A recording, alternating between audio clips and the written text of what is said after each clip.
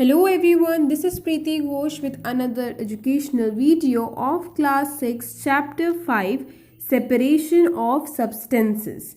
Today we will discuss about these following topics, that is we are going to discuss about mixtures, classification of mixtures, pure and impure substances, then purpose of separation, and then finally we will discuss about separating a solid from other solids.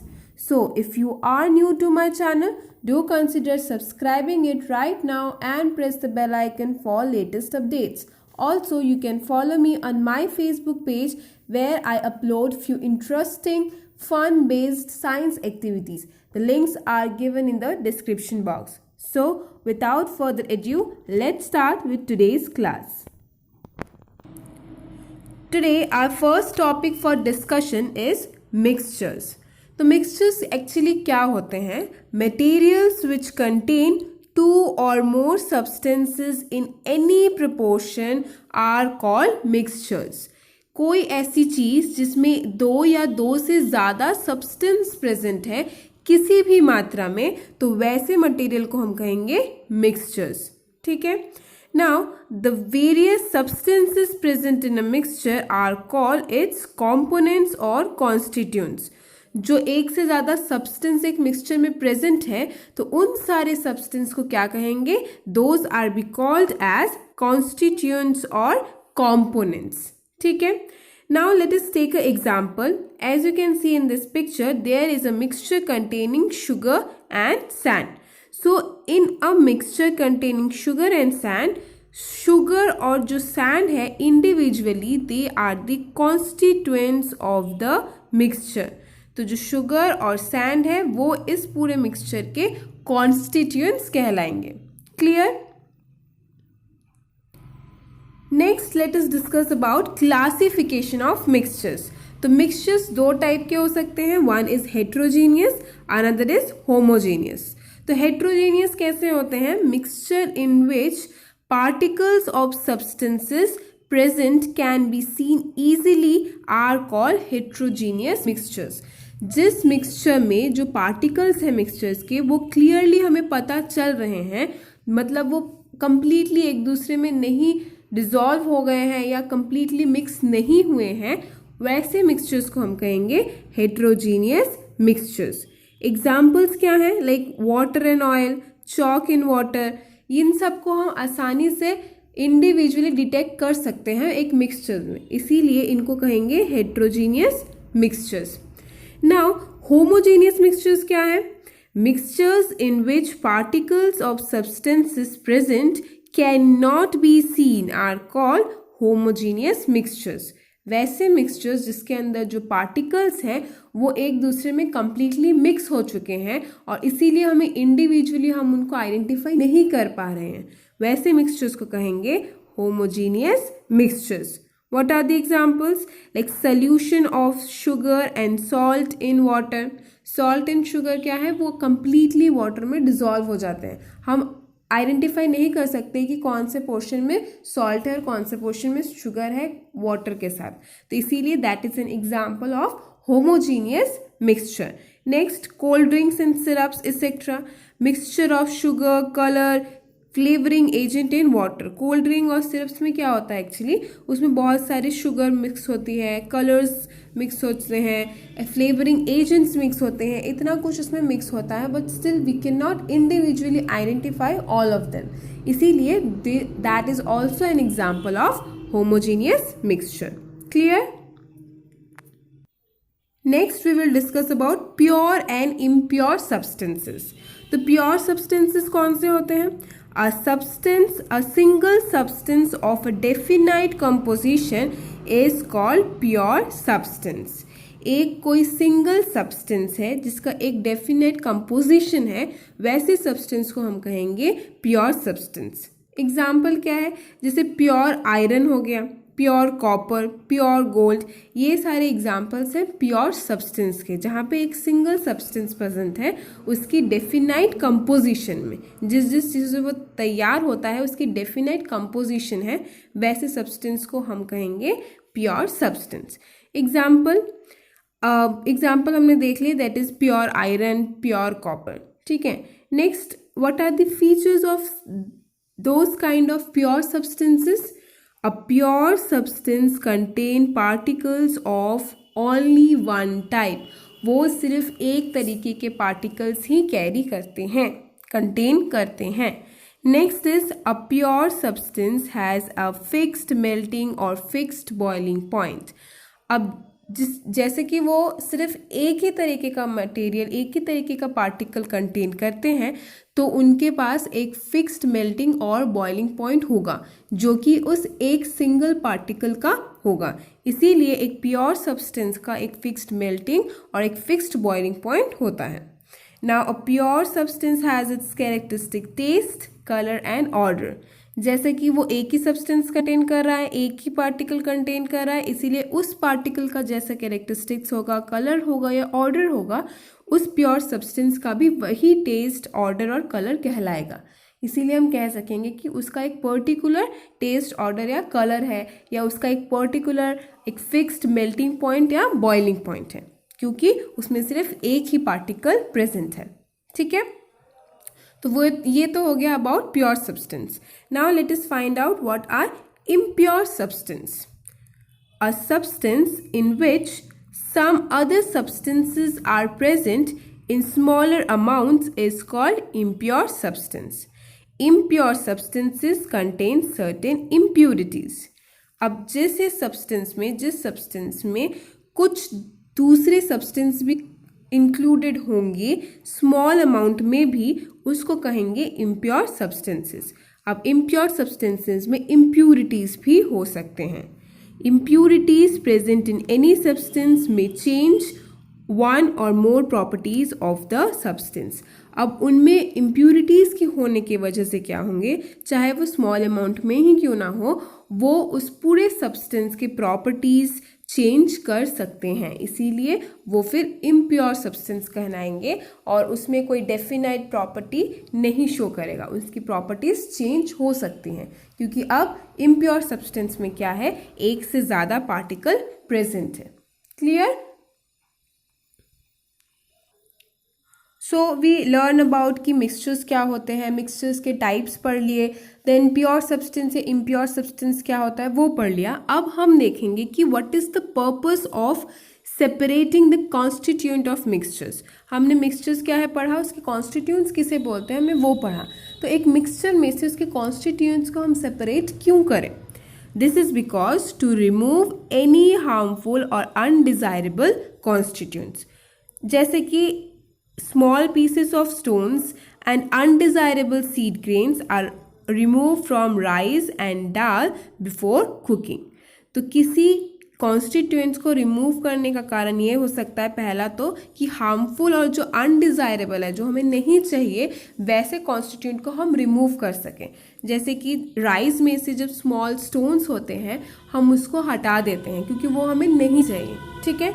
दूसरा reason क्या हो सकता है for this separating or for this separation of constituents of a mixture, that is to obtain a pure sample of substance. Pure sample of substance हमने पढ़ा, तो हमें pure substance या प्योर सैंपल ऑफ सब्सटेंस के लिए हमें चाहिए कि वो जो मिक्सचर्स है उसको हम कंस्टिट्यूएंट्स में अलग कर सकें। Impurities present in any substance are removed to obtain pure sample of substance. Pure substances are needed in medicine, research, industry, also in daily use. तो impurities को हमें उस मिक्सचर्स में से हटाने के लिए हम सेपरेट करते हैं उसके कॉन्स्टिट्यूएंट्स को, क्योंकि वो जो प्योर सैंपल हमने कलेक्ट किया होगा after removing that impurities from that sample, that can be used in medicines में यूज़ हो सकते हैं, रिसर्च वर्क में यूज़ हो सकते हैं, यहाँ तक कि हमारे डेली लाइफ में भी कहीं ना कहीं वो यूज़ हो सकते हैं, ठीक है। नेक्स्ट क्या है, to obtain useful substances. A mixture में contain one or more useful constituents, they should be separated for their proper use. तो अब एक मिक्सचर में ज़रूरी नहीं है कि एक इम्प्यूरिटीज़ ही हों, एक मिक्सचर में एक से ज़्यादा, दो से ज़्यादा यूजफुल सब्सटेंस भी प्रेजेंट हो सकते हैं, लेकिन जैसे कि वो एक मिक्सचर्स में है तो हम उसका प्रॉपर यूज़ नहीं कर पा रहे हैं, तो इसीलिए उसके कॉन्स्टिट्यूएंट्स को हम सेपरेट करेंगे ताकि उसके जो इंडिविजुअल कॉन्स्टिट्यूएंट्स है जिसको हम प्रॉपरली यूज़ कर सकते हैं वो हमें इंडिविजुअली मिल सके और हम उसको प्रॉपरली यूज़ कर सकें। जैसे कि petrol, diesel, kerosene are crude oil obtained from crude petroleum by a method called fractional distillation। अब ये पेट्रोल, डीजल, केरोसिन जो है ये जो है वो हमें मिलते हैं पेट्रोलियम ऑयल से। पेट्रोलियम ऑयल में ये सब कुछ होता है, लेकिन ये सारी चीज़ें इंडिविजुअली भी हमारे लिए यूज़फुल है, इसीलिए इन सबको हम सेपरेट आउट करेंगे so that they can be individually used in separate fields according to our needs. तो इसीलिए यूजफुल सब्सटेंस को अलग करने के लिए भी हम सेपरेशन करते हैं। Clear? Now moving on to our next topic, that is separating a solid from other solids। तो सॉलिड को सॉलिड्स मिक्सचर से कैसे हम सेपरेट करें? फर्स्ट क्या है method? That is hand picking. This is the simplest method of separating unwanted materials from the useful ones. अब ये मेथड कहाँ यूज हो सकते हैं? ये मेथड वहीं यूज हो सकते हैं when the unwanted material is present in smaller quantity and size, shape, color of unwanted material is different from that of useful one। तो ये जो सबसे सिंपल मेथड है जहाँ पे हम अनवांटेड मटेरियल को वांटेड से अलग कर सकते हैं, लेकिन ये सिर्फ उन्हीं जगह पे अप्लाई हो सकता है जहाँ पे जो अनवांटेड मटेरियल है उसका साइज थोड़ा सा बड़ा हो, ठीक है, और ये जो अनवांटेड मटेरियल है वो कम मात्रा में प्रेजेंट है और उसकी जो साइज, शेप और जो कलर है वो हमारा जो वांटेड मटेरियल है उनसे अलग हो, ठीक है। Now most food grains such as wheat, rice, pulses etc. contain very small pieces of stones and sometimes insects also। These small pieces of stones and insects present in any food grain are removed by hand picking। तो हमारा जो wheat, rice, pulses हो गए, इनमें usually क्या होता है, बहुत ही कम मात्रा में small pieces of stones present होते हैं या फिर इंसेक्ट्स प्रेजेंट होता है, तो इनको हम आसानी से हैंड पिकिंग के मेथड से अपने उस वीट या राइस का जो कलेक्शन है उसमें से हटा सकते हैं। तो in that case we can use this method of hand picking. Here you can see picture of hand picking method, ठीक है। Next method is sieving. Next method is sieving। Now this method is used for separating solid constituents of a mixture which differ in their sizes। In this method a sieve having holes of proper size is used। Here you can see in the picture, this is how sieving is done। क्या होता है, इस method को use किया जाता है उस constituents of mixtures को अलग करने के लिए जो कि एक दूसरे से साइज में डिफर करते हो, और उनके साइज के अकॉर्डिंगली ही हम एक प्रॉपर सीव यूज़ करते हैं, ठीक है। तो उससे क्या होगा कि जो बिगर पार्टिकल्स हैं that are retained by the sieve whereas smaller ones will pass through it. जैसे कि यहाँ पे देख सकते हैं, जो स्मॉलर वंस है that will pass through it and the bigger one will stays on the sieve, ठीक है। अब ये मेथड जो है वो कहाँ कहाँ पे यूज हो सकता है? This method is used for following purposes. For separating chaff from wheat flour, next for separating fine sand from gravel, sand निकल जाएंगे और वो जो ग्रेवल्स हैं, पत्थर हैं, वो उस सीव के ऊपर ही रह जाएंगे। Now separating cashew nuts of different sizes and next for separating pearls of different sizes. तो साइज के बेस्ड पे अगर किसी मिक्सचर्स के कॉन्स्टिट्यूएंट्स को अलग करना है, that time the method that we will use is sieving. Clear? Next method is called winnowing। This is how it looks like। Now this method is based on the property that grains are heavier than husk and hay। The process of separation of grain from husk or hay with the help of wind is called winnowing।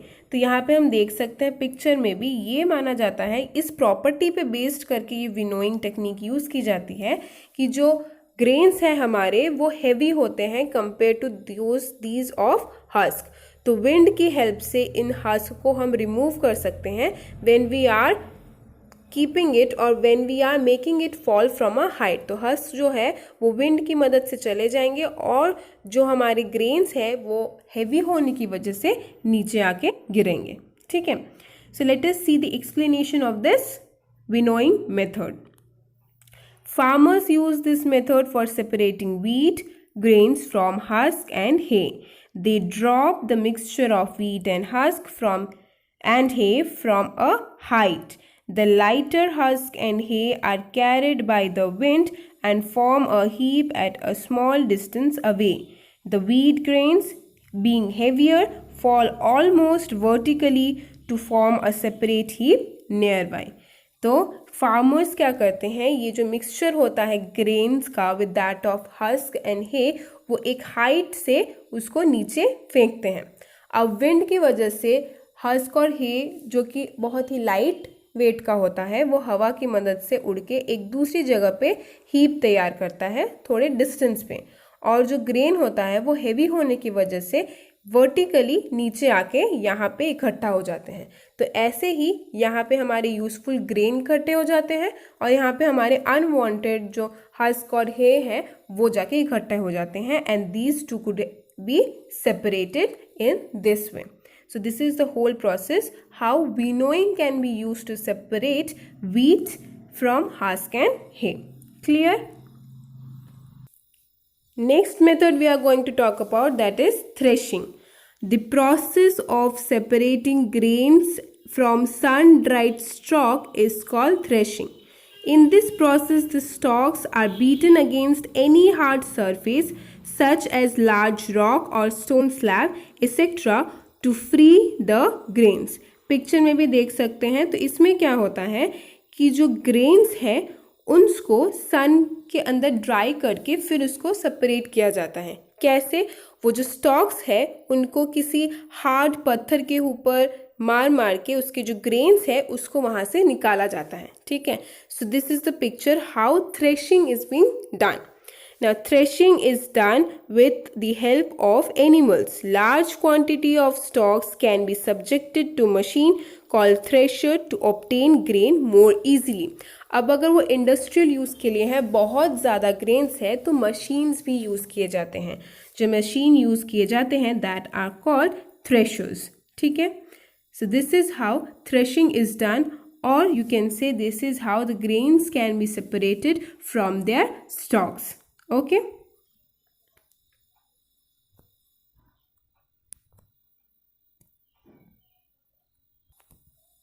So students, that's all for today's video. In our next video, we will continue with this chapter.